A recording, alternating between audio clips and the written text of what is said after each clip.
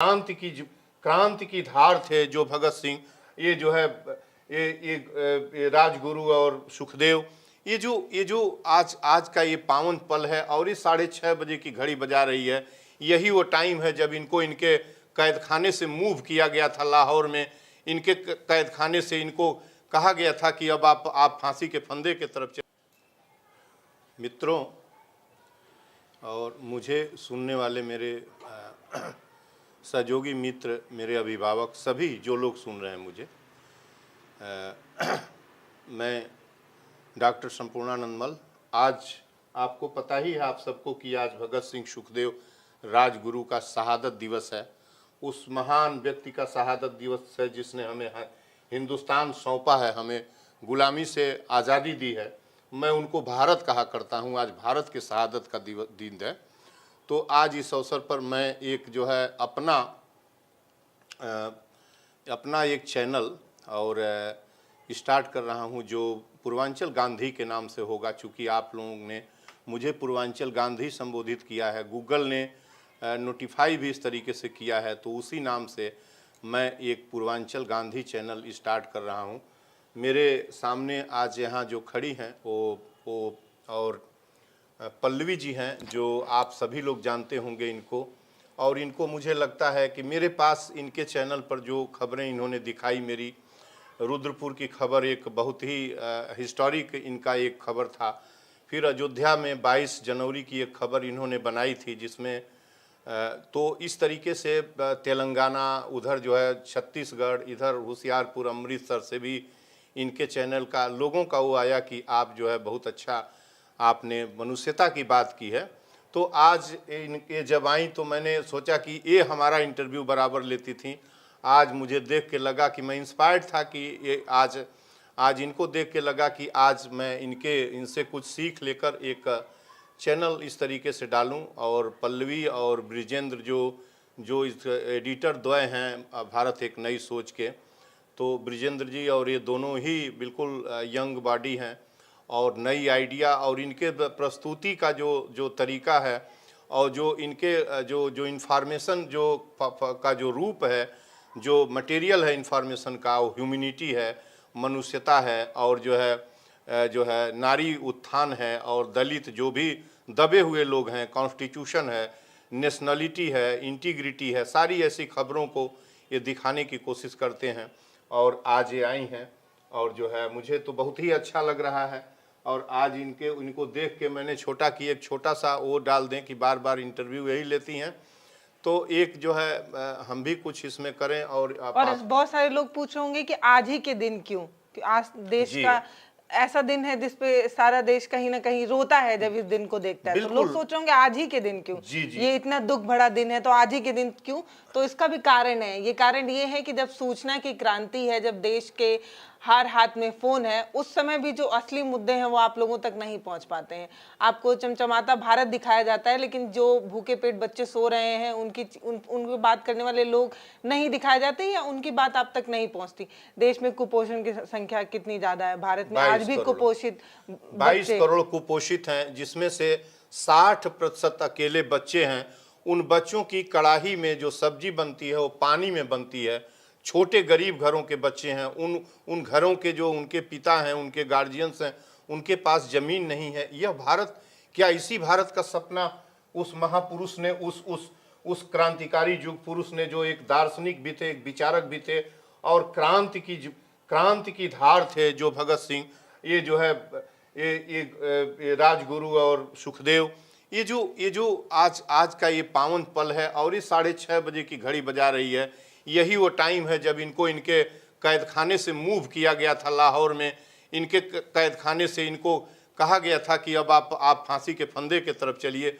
7:20 पर फांसी का फंदा लाहौर में इनके गले में पहना कर झुला दिया गया था। आज मुझे बहुत अच्छा लग रहा है कि आज इस चैनल से इनके सहयोग से और यहाँ ये आई हैं। और तो वही मैं कह रही थी कि जैसे जो आवाज मेन मुद्दा थी, जो भारत था, जो जिसको लेकर लोगों ने अपने जानों की आहुति दी और ये सोचा भी नहीं कि मतलब मैं जब मर जाऊंगा तो मेरे परिवार वालों को कौन देखेगा।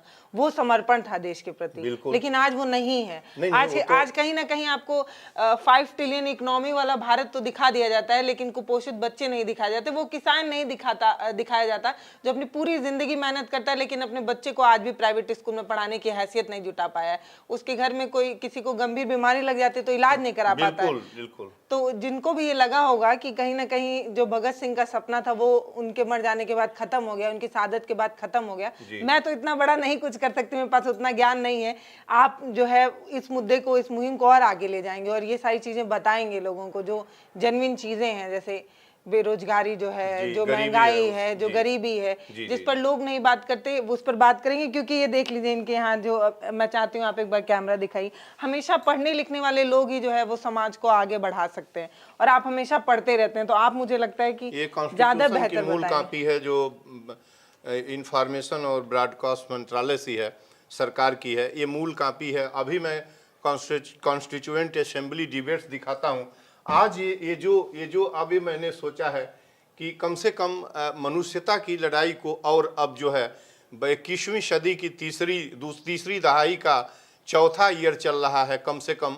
अब जो है, जो अभी पल्लवी जी ने कहा है कि गरीबी और अमीरी, बेरोजगारी, उससे पैदा गरीबी, और जो महंगाई है, और 80 करोड़ लोग 5 किलो अनाज में अपनी दुनिया खोज रहे हैं, अपना जीवन तलाश रहे हैं।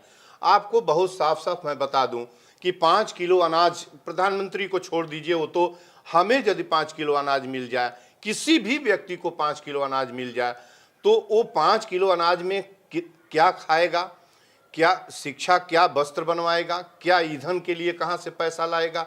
ये कहते वक्त और ये बात करते वक्त शर्म नहीं लगती है क्या देश के लोगों को? और ये जो नीति निर्धारक हैं, कितनी बेशर्मी, कितनी खुली लूट है। और उस देश में जहां एक व्यक्ति के पास 12 लाख करोड़ रुपए है, अडानी के पास, जहां जो व्यक्ति एंटीलिया के 15,000 करोड़ के बॉम्बे के भवन में रहता है, जहां उसके एक छोटी विमान जहां उतर सकती है उसके घर के पोजीशन पर, वैसे देश में, और दूसरी तरफ जहां 102 करोड़ लोग कुपोषित और अध भूखे और नंगे हैं, जहां का किसान पूरे दिन सुबह से काम करते करते उसका फेफड़ा बेदम हो जाता है, जहां मजदूर न जाने उसकी दुनिया, मजदूर जानता ही नहीं है डेमोक्रेसी क्या है, कॉन्स्टिट्यूशन क्या है, भूख में ही मर जाता है, भूख में पैदा हुआ, कर्ज में पैदा हुआ, कर्ज में मर जाता है। तो आज मैंने इस डे पर पल्लवी जी से इंस्पायर्ड होकर, पल्लवी चूंकि एक जो है रिनाउंड, दोनों एडिटर हैं, पति पत्नी, और मुझे हर्ष होता है इन्होंने कि किस तरीके से, और मैंने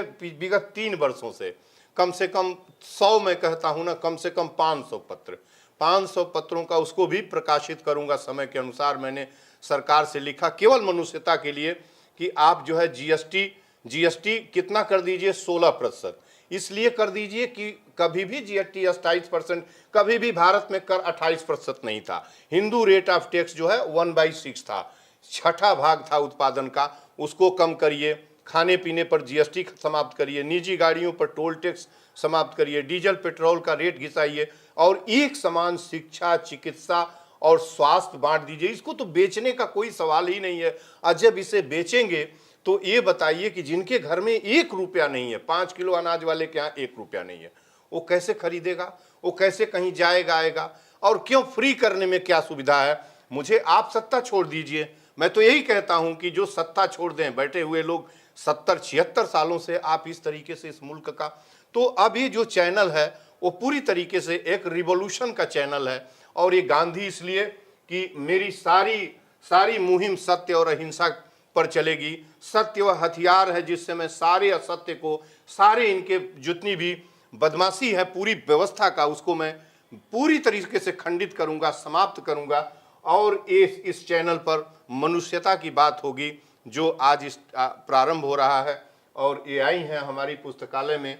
और मुझे तो इतना लगता है कि कम से कम ये अभी नई लोग एडिटर हैं, और किस तरीके से, कितना इनका ब्रॉड सोचने का नज़रिया है, स्कोप है, कि सारी मनुष्यता की, गरीबी की, अमीरी की, सारी पार्टियों का, ये भी नहीं है कि इनके ऊपर कोई पार्शलिटी का लेबल लगा हो। विगत मैं तो इनको एक साल से, लगभग एक साल से चैनल को जान रहा हूं, लेकिन मैंने नहीं देखा कि इनके किसी एपिसोड में किसी पार्टी का, कांग्रेस का बढ़ाता हो या भाजपा का, कहीं कुछ नहीं। लेकिन इनकी जो पूरे एपिसोड हैं, इनके पूरे जो वो देखा जाए, जो भी इनका प्रोग्राम, जो भी इनका न्यूज आती है इनकी, उसमें हर न्यूज में मनुष्यता छिपी होती है। कहीं कहीं उत्पीड़न किसी का, कहीं किसी के पर पुलिस का उत्पीड़न, कहीं किसी की जमीन लेना, मनुष्यता की बात इनके पूरे एपिसोड में। कहीं जब कोई एपिसोड इनका ऐसे व्यर्थ का नहीं होता। तो आज मैं ये आई हैं और इनसे मैं जो है सीख लेकर, इंस्पायर्ड होकर, और आज एक चैनल में डाल रहा हूं। मैं आपको क्या सीख दूंगी जो खुद ही ज्ञान का भंडार हो मित्रों। और ये जो आज जो पूर्वांचल गांधी के नाम से जो एक नया चैनल प्रारंभ हो रहा है, मैं कर रहा हूं, ये उतना ही ट्रांसपेरेंट होगा जितना आप गांधी के बारे में सोच सकते हैं, जितना आप भगत सिंह, सुखदेव, राजगुरु के लिए सोच सकते हैं। यदि इस चैनल को इस यूट्यूब को कुछ भी, कहीं से भी कोई डोनेशन आता है, तो ये पूरी तरह से ट्रांसपेरेंट होगा, मैनकाइंड के लिए जाएगा, मनुष्यता के लिए जाएगा। उसका मुझसे, और ये रुपया कमाने के लिए आज ये प्रार्थना पूर्वक कहता हूँ आप मित्रों से, मैं अपनी बात आप तक पहुँचाना चाहता था, इसलिए स्टार्ट कर रहा हूँ। कहीं से कोई कभी भी प्राकारांतर से और अंदर से भी कहीं पैसा कमाने का उद्देश्य नहीं है। इसका जो एम है, जो मेन एम है, वह मनुष्यता की रक्षा है। इस डेमोक्रेसी की, भारत की डेमोक्रेसी को ट्रू सेंस डेमोक्रेसी बनाना है। अब तक कभी ये डेमोक्रेसी नहीं है। सबसे पहली इस डेमोक्रेसी को बनाने के लिए जो एम मेरा है, जो लेके चल रहा हूं, कि एक बार की सदस्यता, एक बार की लेजिस्लेशन में एक बार वन टाइम कोई मेंबर बने। जीवन भर का मेंबर बनना न डेमोक्रेसी है, वो डेमोक्रेसी की आत्मा का हनन है। दूसरा, इक्विलिटी, ये संविधान की रक्षा, हिफाजत हो। संविधान कोई ऐसी किताब नहीं है, इसको कहते हैं संविधान। संविधान को मिला के संविधान बना है, इसका संधि विच्छेद है संविधान। और संविधान का मतलब यह है कि सबको समान व्यवस्था हो। लेकिन आपने देखिए कि इस देश में 20% लोगों के पास 80% जमीनें हैं, 3 से 5% लोगों के पास 42% जमीनें हैं। और ये इक्वलिटी कैसे आएगी? तो मैंने ये कहा कि एग्रीकल्चर का लैंड, कल्टीवेटेड लैंड को आप बराबर बांट दीजिए, तो क्या आ जाएगी? इस देश से बेरोजगारी और गरीबी मिट जाएगी। थोड़े से लोगों के पास पूरे लैंड का, बताया ना कि 20% लोगों के पास 80% जमीनें हैं, 48 से 50% लोगों के पास कोई भूखंड नहीं है। तो दो बात हुई, एक तो ट्रू डेमोक्रेसी, दूसरा इक्विलिटी, पूरी तरीके से जो समानता है वो स्थापित हो। तीसरी, नारी की रक्षा, बराबर जनसंख्या है भारत के अंदर नारी की। नारी 21वीं सदी की तीसरी दहाई के चौथे वर्ष में भी नारी दलित है, नारी बलात्कार की शिकार है। और नारी ही का बलात्कार क्यों होता है? नारी ही की इज्जत क्यों लूटी जाती है? मैंने प्रेसिडेंट को इसके पहले एक पत्र लिखा है, ऑनरेबल कोर्ट को भी लिखा था कि, और वो मैंने यहीं बिस्मिल के शहादत पर 19 दिसंबर को मैंने ऑनरेबल प्रेसिडेंट को लिखा कि देश से और नारी का जेल में रखना, माने कैद खाने में उनको रखना, उनका जो है कैद खाने में रखना, और नारी को किसी तरीके से फांसी की सजा, ये भारत की जमीन से मिट जानी चाहिए। इसलिए कि वो सृष्टा है, वह माँ है, और हमारे इतने हाथ लपकते लपकते पहुंच गए कि हम जिसके पेट से पैदा हैं उसको फांसी की सजा, और ये हो चुकी है। और यदि नारी ने किसी तरीके का वायोलेशन किया है कानून का, तो वह केवल पुरुष प्रधान समाज के लिए करती है, वो विवश है, इसलिए फांसी की सजा वहां से हटनी चाहिए। फिर मैंने एक और बात लिखा है कि नारी के सिर पर बोझ टांगना, और उसमें ज़्यादातर छोटी जाति और दलित स्त्रियां हैं, और उनको खुलेआम सड़क पर झाड़ू लगवाना उनसे, और उनसे मैला साफ कराना, इसको क्राइम घोषित किया जाए, कानून के अंदर क्राइम घोषित किया जाए। और बच्चों को और शिक्षा, फ्री चिकित्सा और जो है एक समान फ्री संचार दिया जाए। इसके बाद जितनी भी पब्लिक सेक्टर को अब तक सरकार ने, पिछली सरकार ने और वर्तमान ऑनरेबल प्राइम मिनिस्टर ने सेल आउट किया है, बेचा है, पूरी तरीके से बेचा है, उसको इमीडिएट छीन लिया जाए, उनको पब्लिक प्रॉपर्टी बना दिया जाए, इसलिए कि प्राइवेट का कहीं कोई जगह नहीं है। और प्राइवेट हैं भी तो आप अपनी सरकारी संपत्ति को खरीद के नहीं हो सकते। और जो प्रिम्बल ऑफ कॉन्स्टिट्यूशन है उसमें सोशलिस्ट शब्द का उल्लेख है, प्राइवेट शब्द का उल्लेख नहीं है। और जो अंतिम मेरी मांग है कि इस देश में जो मनुष्यता है उसकी हिफाजत होनी चाहिए, मनुष्यता हिफाजत हो। और ये भारत वैसे ही एक महान मुल्क है, और इस महान मुल्क में जो नफरत जो फैलाई जा रही है, नफरत फैलाना अपराध घोषित किया जाए। अभी तो आप उनको सजा के तौर पर नहीं लेते, उनको नफरत को क्राइम घोषित किया जाए, नफरत को क्राइम घोषित किया जाए। इसलिए मैं इस पूरे आज जो भी मैं जिसकी लड़ाई लड़ता हूँ, कॉन्स्टिट्यूशन करने की, राष्ट्र सेव की, ह्यूमैनिटी की, नारी की, बच्चों की, इसको मैं इस चैनल के माध्यम से आप तक पहुंचाऊंगा। और स्पष्ट तौर पर आपकी भी उसमें आपको राय आपकी चाहिए। और ये चाहिए कि गवर्नमेंट किसी की हो, इसलिए कि हमारा इस गवर्नमेंट से और उस सदन में जाने का कभी प्रकारांतर में भी कभी दिल से कभी नहीं सोचा कि उस सदन में जाऊंगा। उस सदन के प्रति मेरे मन में उतना ही सम्मान है जितना भगत सिंह, अशफाक उल्ला खां और गांधी के मन में था।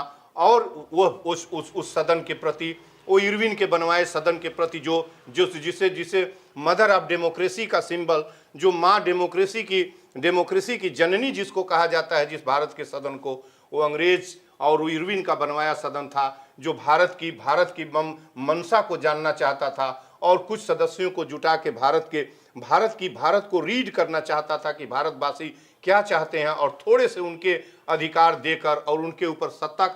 आज भी इस सदन में मनुष्यता के कानून कम और गैर मनुष्यता के ज़्यादा कानून पास होते हैं। इन सभी विषयों पर उस मेरे चैनल में इन्हीं सब विषयों पर बहस होगी। और प्रत्येक जुर्म का विरोध ये चैनल प्रत्येक स्ट्रांग, मजबूत शब्दों में, स्पष्ट शब्दों में और क्रांतिकारी ढंग से करेगा। ये सब कुछ एम है। और ये जो पल्लवी जी आई हैं, इनसे भी मैं काफी सरकार किसी की भी हो, इंसानियत जिंदा रहनी चाहिए। हाँ, ये इसका एम होगा। और कहीं कोई भाजपा है, सपा है, कांग्रेस, इससे कोई मतलब नहीं। सभी लोग इस मुल्क को लूट रहे हैं, बखूबी लूट रहे हैं। मुट्ठी भर लोग, 5,000 लोग इस हिंदुस्तान को क्या कर दिए, और बाकी लोग जो है फटे हाल घूम रहे हैं। मुट्ठी भर थोड़े से लोग 5 ट्रिलियन अपने जेब में लेके बैठ गए, 2.5 ट्रिलियन, 3 ट्रिलियन, और बाकी देखिए इस देश का बाकी लोगों का क्या हो। 102 करोड़ लोग, इनके पास एक पैसे नहीं है। आज मेरी पुस्तकालय है, ये शांतिवन पुस्तकालय मेरी माँ के नाम है, 2200 पुस्तकों की पुस्तकालय है, जहाँ ह्यूमैनिटी, जहाँ लिटरेचर, मानवता और हिस्ट्री, कॉन्स्टिट्यूशन, ये सारे ज्योग्राफी की पुस्तकें लगी हैं। पीछे भी पुस्तकालय है, मैं अभी दिखाता हूँ।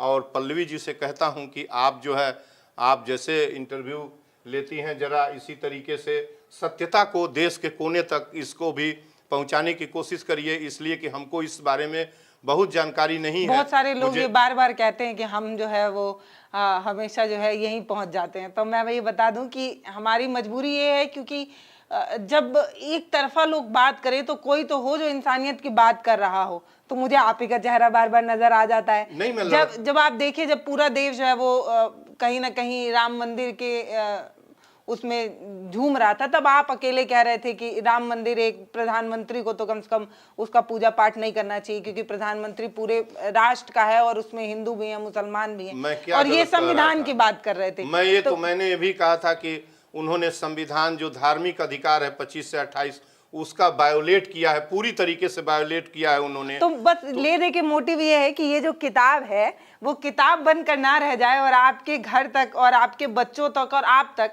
इसके अंदर क्या है ये भी पहुंच जाए। ऐसा ना हो कि एक हम लोगों ये एक प्रदर्शनी का एक मुद्दा रहे कि ये भारत का एक संविधान है और भारत का एक संविधान है। तो अगर आप ये जानना चाहते हैं कि जो भी कानून बनता है उसमें किस तरीके से, अभी दो चार पांच ऐसे उदाहरण है जिसमें अभी मैं बात करूं तो आप खुद ही बता देंगे कि नए 3 4 5 ऐसे जो कानून बने उसमें कैसे संविधान के साथ खिलवाड़ हुआ। तो ये चीजें हम कब तक इन तक पहुंच पाएंगे? तो मैं चाहती हूं कि आप खुद इनसे जुड़िए और ये जो कहना चाहते हैं उनको सुनिए, क्योंकि जब सूचना की क्रांति में ही सूचना को मार दिया जाएगा, जब सूचना की क्रांति में इंसानियत को मार दिया जाएगा तो फिर बोलने वाले तो ऐसे ही कम है जो थोड़े मोड़े हैं। अब जैसे मैंने आज देखा कि सर आपकी जो प्रोफाइल है उसको हम लोग देख रहे थे तो उसमें मैं देखा कि आप 3 साल से लगातार चिट्ठी पे चिट्ठी लिख रहे हैं और उसको देखने वालों की संख्या सिर्फ 8 है। क्या सच बताइए इस देश में सच्चाई सुनने वालों की संख्या सिर्फ 8 में होगी? मुझे नहीं लगता, क्योंकि जब हम लोग राम मंदिर वाला जो वीडियो हमने बनाया था जिसका टाइटल था ये राम मेरे नहीं है, उसको 1 करोड़ लोगों ने देखा।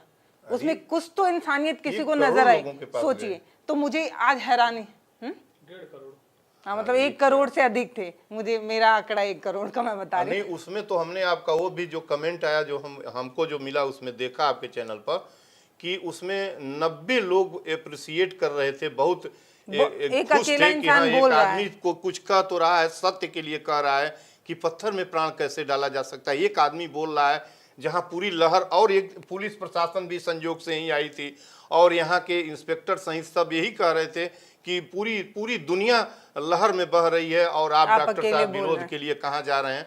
हमको इसी में नजरबंद किया गया था, 22 को मेरे घर में ही नजरबंद किया गया था।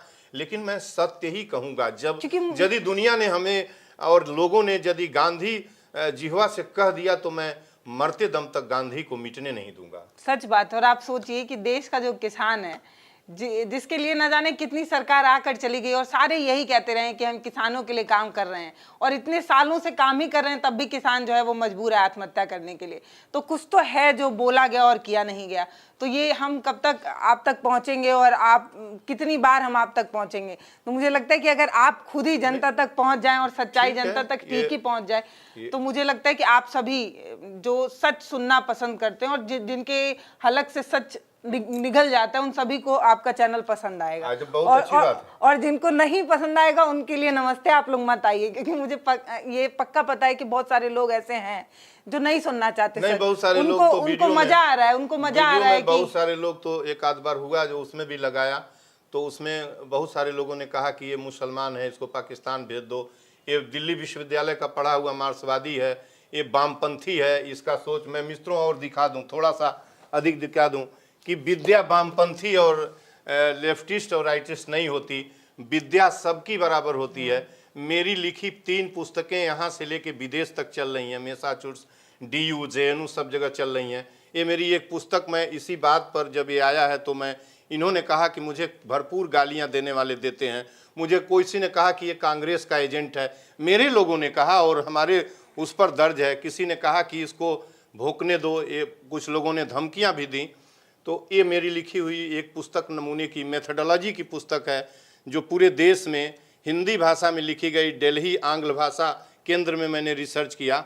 यह जो है हिंदी में लिखी गई मेथोडोलॉजी की पुस्तक है जिसके 9 पन्ने में मेथोडोलॉजी का पूरा चीज़ लिखा हुआ है। मीनिंग एंड डिफिनीशन मेथोडोलॉजी की इसमें दी गई है और 9 पन्ने में इसमें इतना मटेरियल है कि यूनिवर्सिटी ग्रांट कमीशन की और CSIR की जो मेथोडोलॉजी पर प्रश्न पूछे जाते हैं वो सारे प्रश्नों के उत्तर इस 9 पन्ने में संग्रहित हैं और पूरा तत्व की एंथ्रोपोलॉजी मेथोडोलॉजी है। 2 पुस्तकें हमारी इधर लगी हैं रिसर्च की और 3 पुस्तकें पाइपलाइन में अभी पड़ी हैं। लेकिन मेरी सबसे महत्वपूर्ण पुस्तक जो है वो हार्ट ऑफ डेमोक्रेसी है। हार्ट ऑफ डेमोक्रेसी है जो दूसरा संविधान, जब आप पढ़ेंगे तो आप लोग कहेंगे कि दूसरा संविधान है जो बिल्कुल उसी पर काम कर रहा हूं। और एक पुस्तक मैंने प्रेसिडेंट को अभी चिट्ठी लिख के भेजी है कि वो तैयार है, जब वो कहें तो पब्लिश करा दें, जिसमें 5 बातें लिखी हैं। प्रीम्बल ऑफ कॉन्स्टिट्यूशन 60 पन्ने की है और जिसमें फंडामेंटल राइट, फंडामेंटल ड्यूटीज और directive principles of Indian constitution और सिटीजनशिप, 5 चीज़ें उस पुस्तक में लिखी हैं, जो मैंने प्रेसिडेंट से कहा कि आप एनबीटी से पब्लिश करा के या किसी से पब्लिश करा के, एनसीईआरटी से पब्लिश करा के, और उसको देश के सभी 500 सभी जो है 6 लाख 6.5 लाख 7 लाख गांव हैं, उनके प्रधानों के हाथ में दे दिया जाए 60 पन्ने की पुस्तक, और 5वीं दर्जा से के ऊपर सभी विद्यार्थियों को 60 पन्ने की वो पुस्तक दे दी जाए। उसमें भले परीक्षा न ली जाए, वो किताब रहनी चाहिए, सभी विधायकों के हाथ में वो किताब रहे, सभी मेंबर ऑफ पार्लियामेंट के हाथ में वो किताब रहे, और जितने भी जिम्मेदार लोग हैं उनके हाथ में वो पुस्तकें रहें। यद्यपि मेंबर ऑफ पार्लियामेंट और मेंबर ऑफ लेजिस्लेटिव असेंबलीज के लिए रिच लाइब्रेरी है, लेकिन क्या किसी विधायक को और सांसद को पता है कि वो किस बात के लिए जाता है?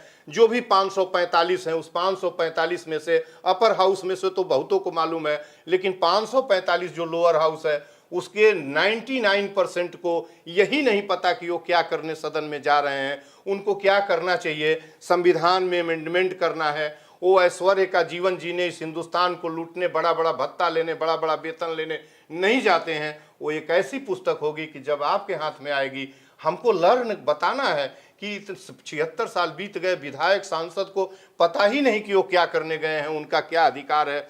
सबको अपना मौलिक अधिकार जानने का, सबको अपना मौलिक अधिकार जानना चाहिए। हर व्यक्ति को अपना मौलिक अधिकार जानना चाहिए, मौलिक कर्तव्य जानना चाहिए। यदि मौलिक कर्तव्य ठीक से, नरेंद्र मोदी अब तो पढ़े ही होंगे, क्योंकि इतने दिन का उनका अनुभव है मुख्यमंत्री से लेकर आज तक का, लेकिन यदि वो पढ़े होते तो directive principles of Indian constitution का वो जो है वो एक पैरा का कौन सा है, 51 ए है ना, 51 ए में जो संदर्भित है उसमें लिखा है कि टू डेवलप साइंटिफिक टेम्पर, यफ क्लाज यही है कि नहीं, उसमें मौलिक कर्तव्य में ही है, यफ क्लाज यही है कि हम साइंटिफिक टेम्पर को बढ़ाएंगे और ह्यूमैनिटी की रक्षा करेंगे, साइंटिफिक टेम्पर को बढ़ाएंगे। अयोध्या में इस देश के प्रधानमंत्री साइंटिफिक टेम्पर को दफन कर रहे थे, अंधविश्वास और पाखंड को बढ़ा रहे थे। हमने नहीं देखा, दुनिया ने देखा, जबकि कॉन्स्टिट्यूशन ये बताता है, इसमें जो है इसके मौलिक कर्तव्य में साफ साफ लिखा है कि to develop scientific temper and humanity, इसमें लिखा है। तो ये जानकारी होनी चाहिए हर व्यक्ति को, सदन में बैठने वाले को, कि मौलिक अधिकार, मौलिक कर्तव्य, डायरेक्टिव प्रिंसिपल्स ऑफ कॉन्स्टिट्यूशन और जो है प्रिम्बल ऑफ कॉन्स्टिट्यूशन, और एक नागरिकता का अधिकार। यदि नागरिकता का कानून पता होता ठीक से तो आज सीईए 1 मिनट नहीं लगना चाहिए था, इसलिए कि नागरिकता के पार्ट 2 में किसी भी भाग में इस बात का उल्लेख नहीं है, कहीं भी नहीं उल्लेख है कि कास्ट के आधार पर, रिलीजन के आधार पर, कलर के आधार पर और सेक्स के आधार पर और एक और जो है जन्म स्थान के आधार पर किसी तरह का भेदभाव नागरिकता देने में नहीं करेंगे। पूरे संविधान के स्ट्रक्चर में और फंडामेंटल राइट में, अब basic structure of the constitution में किसी भी आधार पर भेदभाव का उल्लेख नहीं है। तो ये कहना कि जो बांग्लादेश, पाकिस्तान और अफगानिस्तान से आए मुस्लिम पंथियों को, इस्लाम पंथियों को हम नागरिकता नहीं देंगे, हिंदू को, बौद्ध को, जैन को, पारसी को, ईसाई को नागरिकता देंगे, एंड अनकॉन्स्टिट्यूशनल है, बिल्कुल संविधान के विरुद्ध है, और उसको तो खत्म ही हो जाना है। वो तो मैंने रीट उसी दिन डाला था और 2-250 रीट पड़ी है, हियरिंग हो रही है, वो नहीं चलेगा। इनको सबको नागरिकता देनी पड़ेगी, और कानून भी यही कहता है और ह्यूमैनिटी भी यही करती है, और इंटरनेशनल जो यूएनओ है उसका भी जो क्लाज है वो यही कहता है कि इस तरीके से डिस्क्रिमिनेट आप करेंगे। वो भी वहीं से आया है, वो भी वही जुर्म सहा है, वो भले वहाँ उसका रिलीजन है और भले वह बहुसंख्या में है, इसका कोई मतलब नहीं है। एक हांडी में बनने वाला चावल ना सभी एक तरीके से सीज जाता है, सभी एक तरीके से पक जाता है। ये नहीं है कि बड़ा चावल नहीं पकेगा और जो है सभी पक जाते हैं। इस तरीके से बहुत सारी चीज़ें हैं जो हमारी उस पुस्तक का भाग होंगे, जो आएगा अभी पुस्तक, और ये इसी के सहारे मैं आप तक पहुंचने की कोशिश करूंगा।